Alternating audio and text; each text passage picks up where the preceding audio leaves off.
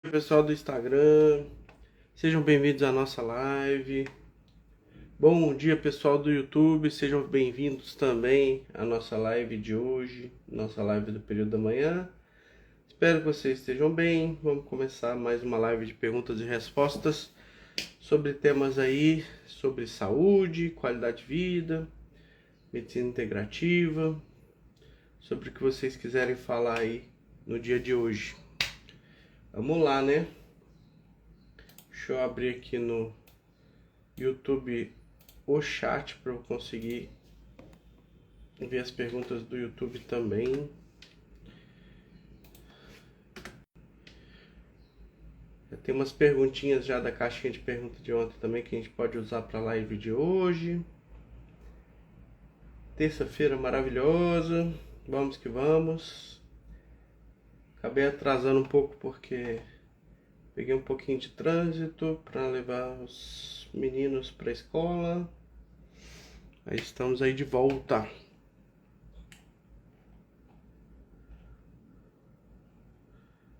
Pronto, tá aberto o YouTube.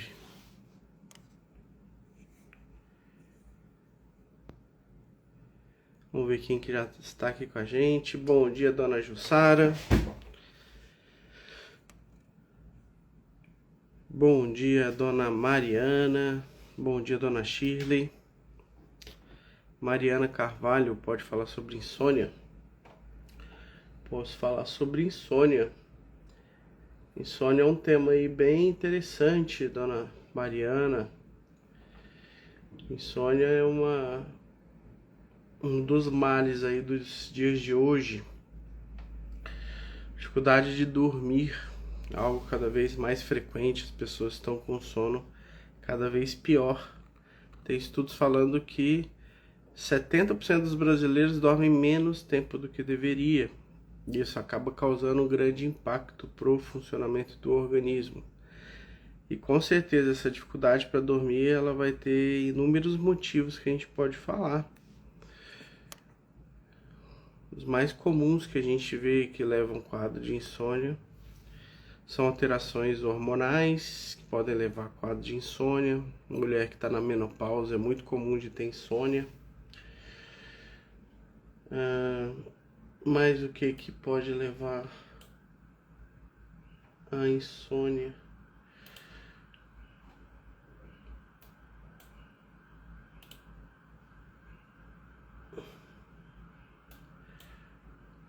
Está tendo algum problema aqui no YouTube, pelo que eu tô vendo.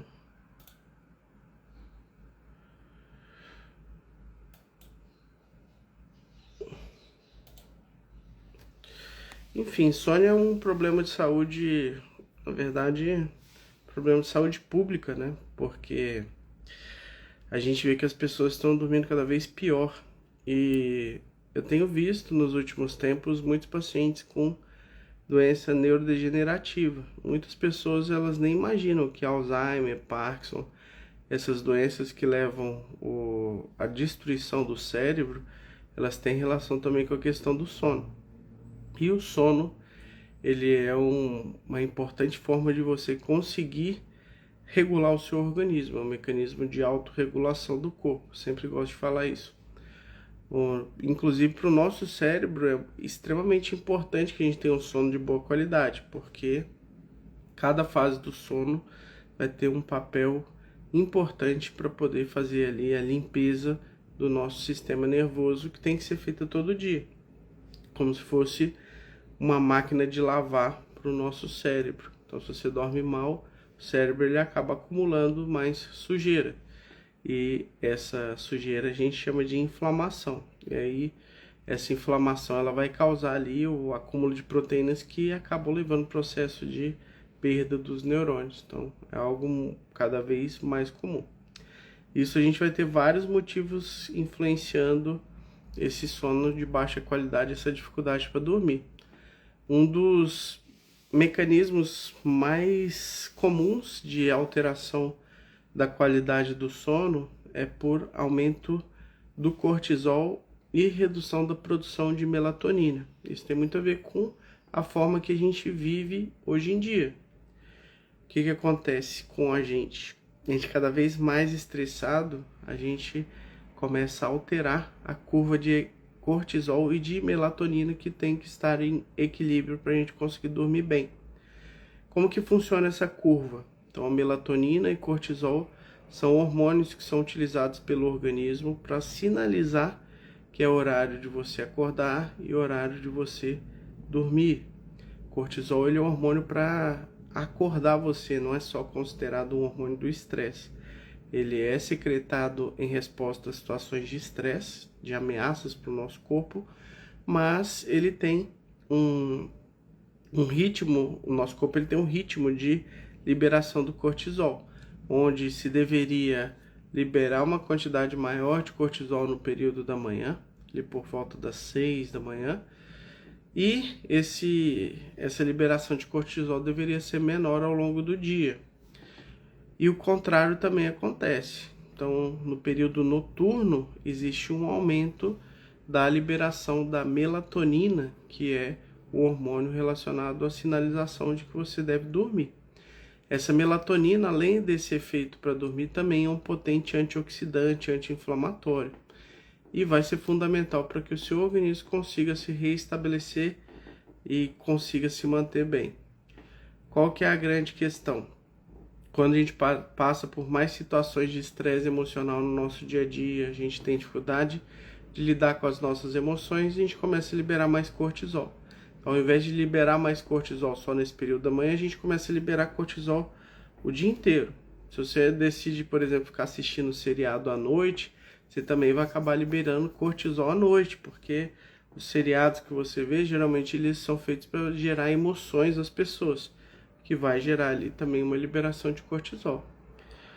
E a melatonina, ela é muito influenciada pela luminosidade. Então a gente pensa comigo, como que a gente vive hoje em dia? Cada vez mais exposto à luz artificial. A luz artificial, principalmente a luz azul, ela tem o efeito de bloquear a produção de melatonina. Então, antigamente, imagina os nossos antepassados, como que eles viviam. O nível de luminosidade era muito menor, que fazia com que você tivesse sono mais cedo, porque o organismo conseguia produzir melatonina em quantidade suficiente para te dar sono. Meu avô mesmo, ele ia dormir 6, 7 horas da noite, ia dormir ali com as galinhas e também acordava muito cedo. O relógio biológico dele ficava muito bem regulado por conta dessa questão da luminosidade natural, que é um dos principais reguladores do nosso relógio biológico. E no caso, o que acontece é que a exposição a essa luz artificial no período noturno vai causar cada vez mais dificuldade para dormir. A gente passou esse final de semana essa experiência de ficar sem luz aqui em São Paulo, então a luz voltou só no domingo à noite pra gente. Então a gente viu que tanto na sexta noite quanto no sábado à noite, a gente chegou ali 9 horas da noite, a gente já estava mal conseguindo ficar acordado. Por quê? Essa questão de diminuir a luminosidade impacta diretamente nessa produção de melatonina. Então, uma das primeiras medidas que uma pessoa que tem insônia deve fazer é justamente encontrar formas de reduzir o estresse emocional, encontrar formas de relaxar e também reduzir a luminosidade artificial durante o período noturno. E de preferência, se puder, logo quando acordar ali no período da manhã, praticar algum tipo de atividade física e de preferência uma atividade física em ar livre para você conseguir ajudar a regular o seu relógio biológico e ajudar a sentir sono durante o período noturno. Muitas pessoas não sabem, mas o nosso corpo ele tem um relógio interno que avisa as nossas células o horário que elas devem fazer determinados tipos de atividade. Se é a hora dela fazer as atividades dela ou se é hora dela descansar e reduzir o metabolismo. Isso acontece com as células do nosso corpo todo e é influenciado por esse relógio biológico. Quando esse relógio biológico está desregulado, nosso corpo ele vai funcionar de forma disfuncional. Então vai ficar tudo bagunçado. Então não vai ter horário para as células fazerem as coisas que elas deveriam no horário certo. como se fosse uma orquestra que está completamente desafinada. Os membros dela tocam cada um um ritmo diferente, cada um toca quase uma música diferente. Quando o nosso relógio biológico está ajustado, o que vai acontecer é que essas células funcionam como se fosse uma orquestra, vão tocar todas no mesmo ritmo, vão tocar todas a mesma música. Isso vai fazer uma baita diferença no funcionamento do seu corpo. Tanto é que as pessoas que, por exemplo, fazem alguma viagem e nessa viagem elas passam por vários fusos horários diferentes, elas vão ter um efeito que a gente chama de jet lag, que é uma alteração desse relógio biológico. E a pessoa geralmente se sente muito mal, começa a ter um mal-estar grande, muitas têm até um quadro de gastrite por conta disso, começam a ter uma bagunça em relação ao horário de dormir por conta dessa desregulação do relógio biológico. E é o que acontece com muitas pessoas que nem estão viajando. Pessoas aí que trocam a noite pelo dia, pessoas que têm nível muito alto de estresse. Tudo isso vai acabar impactando na qualidade do sono. Também essa questão que eu falei da exposição à luz artificial no período da noite. Então, ficar no celular, ficar assistindo seriado à noite, tudo isso vai também aumentar o risco de você ter um quadro de insônia. Fora isso, como eu falei, tem questões hormonais também que podem influenciar. Muito comum a mulher na menopausa ter insônia. Quando existe um excesso de hormônio da tireoide também tem um quadro de insônia associado. A insônia pode estar associada aí a diversos fatores diferentes, tá? Já deu para dar uma pincelada sobre a insônia, mas a forma de você conseguir ajudar a corrigir essa insônia, primeiramente, é você fazer o que a gente chama de higiene do sono e a regulação do relógio biológico. Existem vários suplementos que a gente pode utilizar também para poder melhorar a qualidade do sono, dependendo de qual tipo de disfunção do sono está acontecendo. Se a pessoa tem dificuldade de começar a dormir, você pode utilizar alguns suplementos. Se a pessoa acorda no meio da noite, tem um sono mais superficial, a gente pode utilizar outros suplementos. Então vai depender muito do que acontece também com a pessoa para a gente poder direcionar melhor essa suplementação. E tem outros suplementos que ajudam o sono de uma forma geral.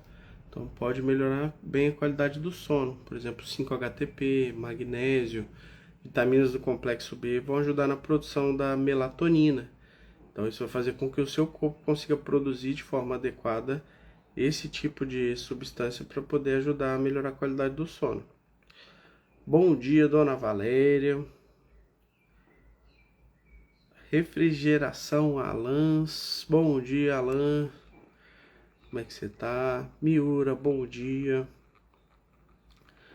Doce Beleza Estética Feminina, bom dia.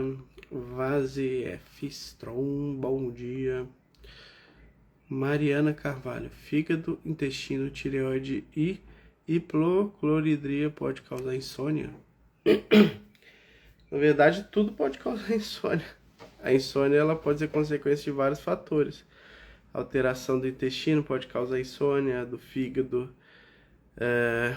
Pessoa que come muito tarde também pode dificultar ter um sono de qualidade. Quando a pessoa, por exemplo, tem um hábito de jantar muito tarde, ela está dando uma informação para o corpo dela que é de dia. Então isso vai atrapalhar a qualidade do sono. Então existem algumas informações que a gente faz, algum tipo de atividade que a gente faz que vão influenciar no relógio biológico. Como eu disse, o principal regulador do nosso relógio biológico é a luz. Então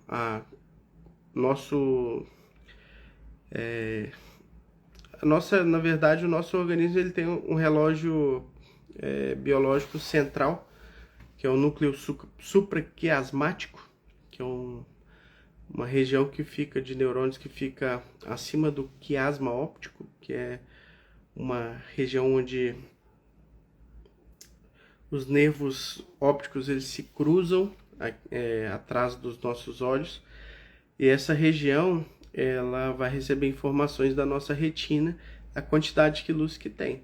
Então, a partir dessas informações de luminosidade, o nosso relógio biológico ele vai falar, agora, pela quantidade de luz que tem, provavelmente é esse horário. E aí esse relógio biológico central ele vai passar a informação para as outras células do nosso corpo. Também existem relógios periféricos que vão ali cruzar as informações e vão dizer para as suas células o que elas devem fazer, se o horário delas trabalharem, o horário delas descansarem.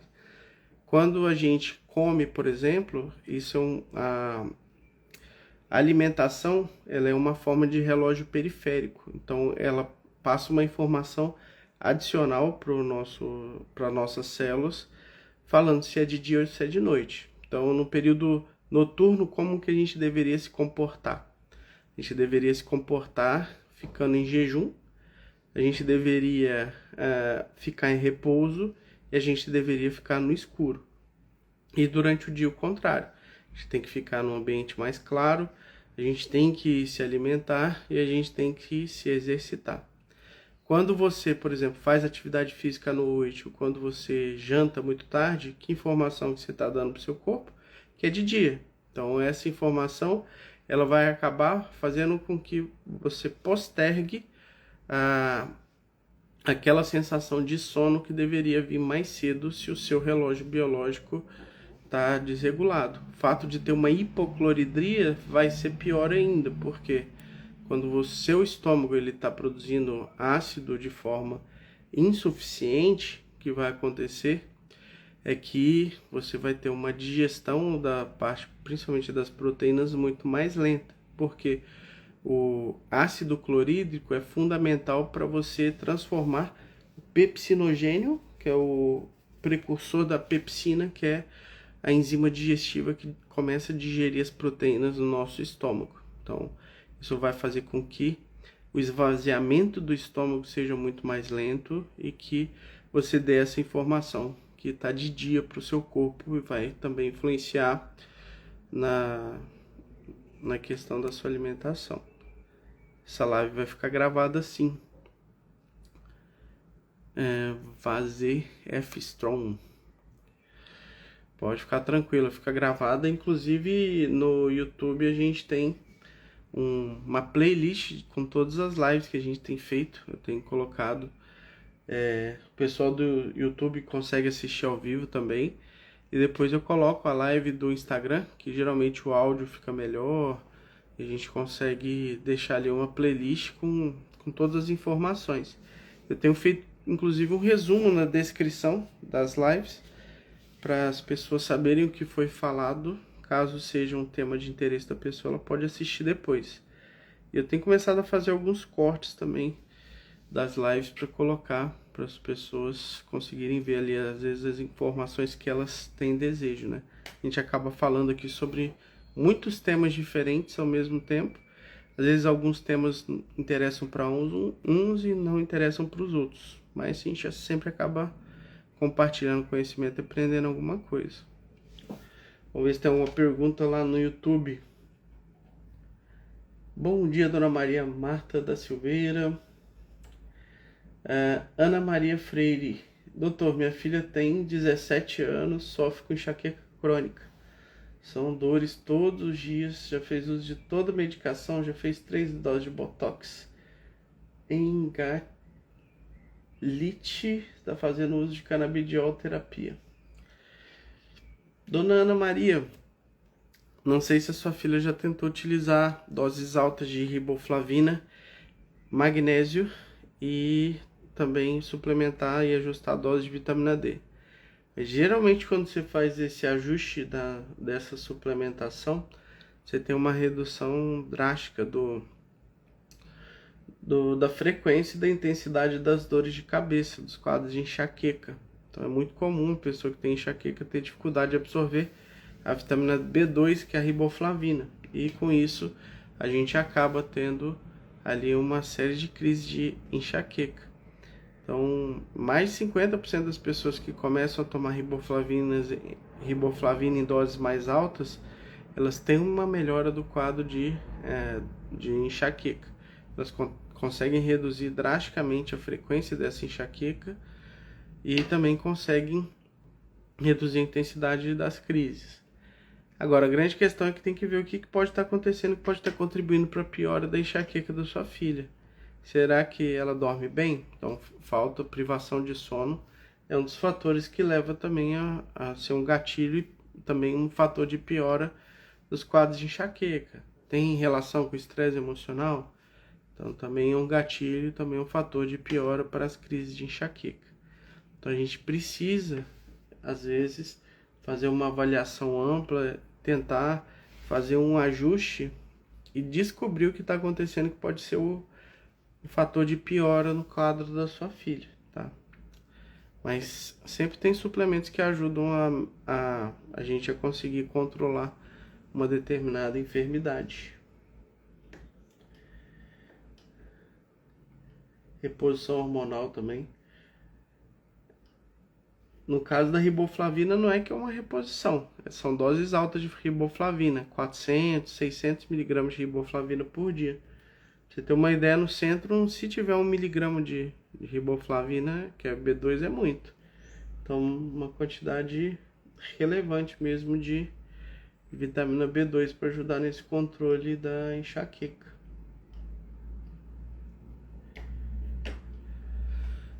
Vamos ver aqui perguntas do Instagram. Acabei de ver o exame de uma amiga com vitamina D de 20. O médico disse que está normal.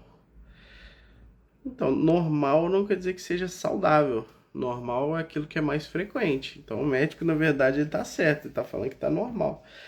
Não quer dizer que esse valor seja um valor de vitamina D saudável. Então, 20 nanogramas por ml não vai ser um valor adequado de vitamina D. É interessante que o valor normal de vitamina D, por exemplo, de pessoas que têm uma exposição diária ao sol, é um valor que ultrapassa, na maioria das vezes, as 50 nanogramas por ml. Tem pessoas que ficam com 70, 80, até 90 nanogramas por ml com exposição diária ao sol. A gente já pegou alguns pacientes na clínica que têm uma exposição diária, pessoas, por exemplo, que trabalham na roça, que têm uma exposição diária ao sol importante, e essas pessoas elas têm um nível mais alto de vitamina D, assim como tem estudos de pessoas que mantêm mesma exposição diária ao sol dos nossos antepassados. Então, tem estudo, por exemplo, que foi feito na Tanzânia, que é um país da África, onde eles avaliaram o nível de vitamina D de pessoas que se expõem ao sol no mínimo 4 horas por dia, naquele horário entre as 10 da manhã e 4 da tarde, que é um horário que você acaba produzindo uma quantidade relevante de vitamina D. E nesses estudos, as pessoas elas têm no mínimo 46 de vitamina D.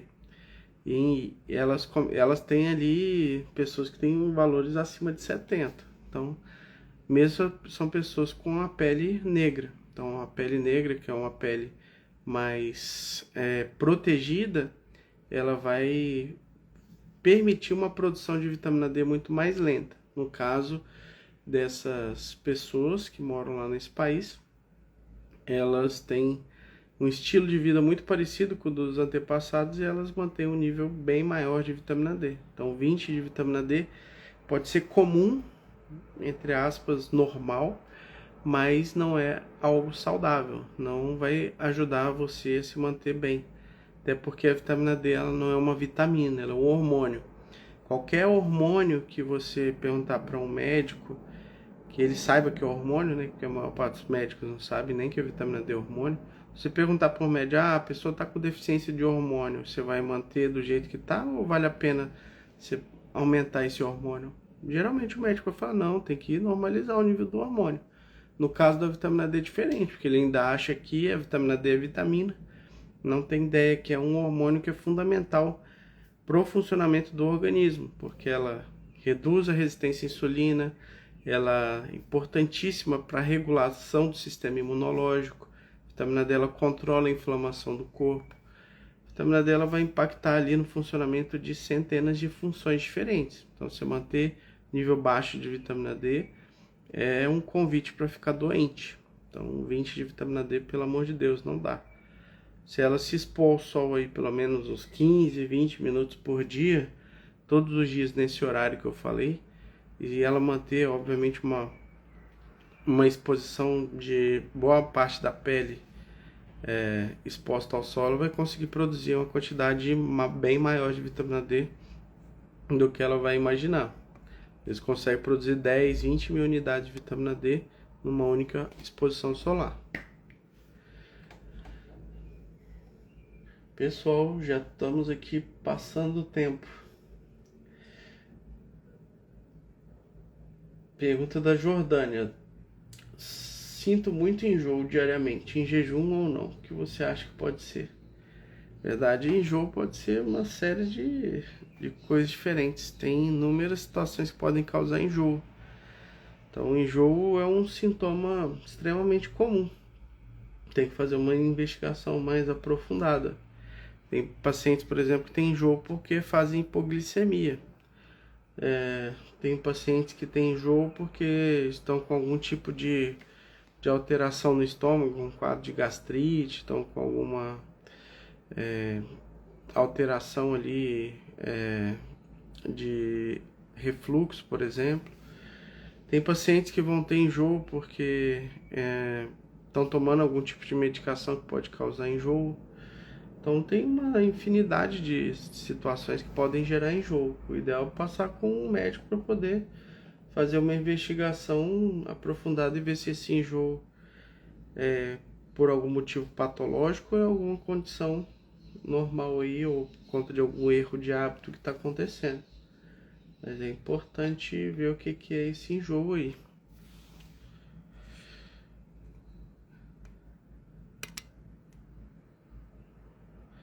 Josi Cofé, bom dia, doutor. Exame de enolase 12.7 significa encefalite? Não necessariamente significa encefalite, mas existe ali um processo inflamatório acontecendo. Então, o que é enolase? Enolase é uma enzima que você encontra no neurônio, geralmente enolase neurônio específica, o nome do exame que você faz.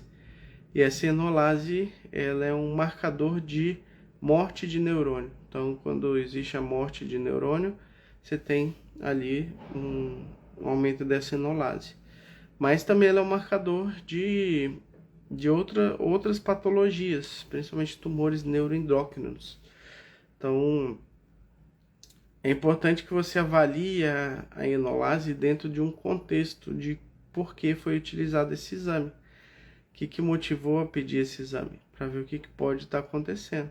Então, o ideal é que você analise junto com outros exames e que você analise principalmente junto com uma história clínica. O paciente, por exemplo, com autismo que está com enolase alta, a gente vai pensar que está tendo morte de neurônio. Então, a gente vai ter que tentar atuar para poder controlar essa perda de neurônios de alguma forma. Colocar substâncias que tenham efeito anti-inflamatório natural e que possam ajudar a evitar que tenha uma perda neuronal. Bom dia, dona Elane. Quanto tempo? Miura, meu exame hormônio paratormônio PTH deu 18.6, tá normal? Sim, tá normal. O paratormônio ele vai estar geralmente entre 18 e 88, o valor dele natural, de picogramas por ml, que é a referência aí do paratormônio. O paratormônio ele sofre uma forte influência dos níveis de vitamina D e de cálcio e uma influência um pouco menor dos níveis de fósforo. Então, é um exame que sempre tem que ser avaliado junto com esses outros exames para a gente poder ver se o valor está adequado ou não. Então, a gente sempre tem que avaliar esse eixo do paratormônio, vitamina D e cálcio, para a gente ter uma ideia do que está acontecendo. Tá bom? Mas é isso, pessoal. Tem muita pergunta aqui que eu não vou conseguir responder. Bom dia, dona Estela. Bom dia, povo. Muita pergunta. Agradeço a presença de vocês aí na nossa live de hoje.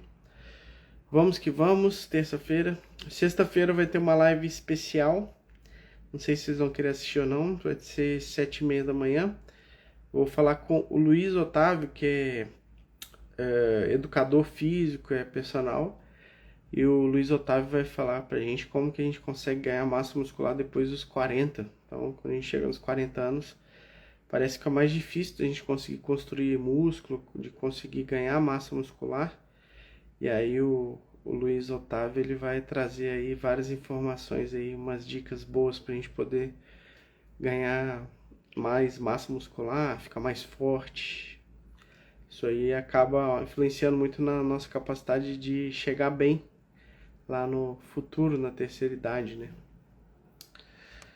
E é isso, pessoal. Agradeço mais uma vez por vocês. Muito obrigado. Vamos finalizando aqui nossas lives. Tchau, pessoal do